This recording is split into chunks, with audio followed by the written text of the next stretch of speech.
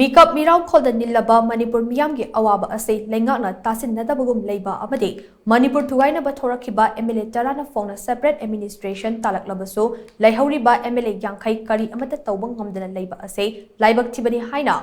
SALAI APUNBA NUPI LAMJING SANULAL gi General Secretary AKOIJAM SANTI na PENDABA PHONGDORAKLI Hiramasi matang ngase singjamai chunga makhada leiba SANULAL gi office da pangthokpa pau gi mifam amada wafam ase phongdokladuna SANULAL gi General Secretary AKOIJAM SANTI na hai Kuki gi MLA Tarana makhoi gi oiba separate administration phangnaba gi damak loan manaba chin kuki singda insilaga Manipur akan machaitheng pirakpa haibase Laibak Thibani tha nipan helaba irang asida noma kangan mishimina thorakpa ase India lengakna khangna Manipur gi miyam kaishu leitana khanbani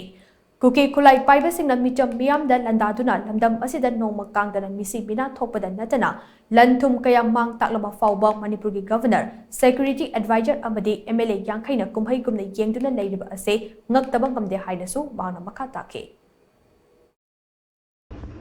MLA yangkhaisina thokriba longnam lang hairaba MLA tarajigi makhong kondana nonjabigi taka thoktre ado makhoi di ujise ado mak akoi MLA yangkhaisina makhoi taraje nonjari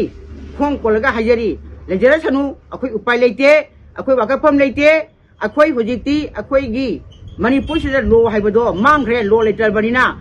aina hajini badi Manipur gi iri cha khudimak